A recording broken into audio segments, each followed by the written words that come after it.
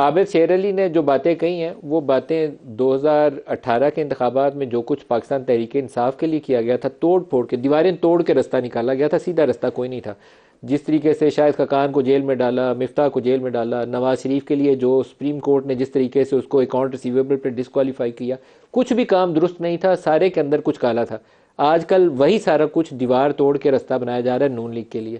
تو نہ تو 2018 پاکستان میں استحکام لا سکا تھا، تو نہ یہ 2024 کا انتخاب جو ہے یہ استحکام لا پائے گا. یہ ایک آرٹیفیشل مصنوعی نظام کے ذریعے ہم اس انتخابی عمل کو آگے بڑھاتے ہیں، اس کا اینڈ ریزلٹ پاکستان میں کیوس پیدا کرتا ہے.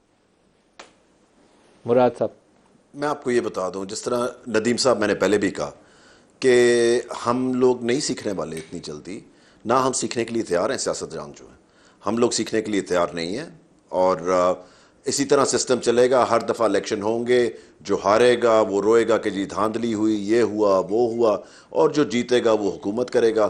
جتنی دیر بھی ان کو اجازت ملی حکومت کرنے کی وہ کریں گے، اس کے بعد ان کو پیک اپ کر دیا جائے گا. یہ سسٹم چلتا رہے گا جب تک سیاستدان ٹھیک اس ملک کے اندر نہیں ہوں گے. وہ اپنی سمت نہیں ٹھیک کرنا چاہتے. That's the way it is. یہی ہسٹری رہی ہے اور یہی نظر آ رہا ہے، اور آپ اس کا کچھ کر نہیں سکتے کیونکہ ہم نہیں فیصلہ کرے کہ ہم نے کیا کرنا ہے. سیاستدانوں کی میں بات کر رہا ہوں، ہم لوگ نہیں فیصلہ کرے کہ ہم نے کس سمت میں جانا ہے. جو بھی آتا ہے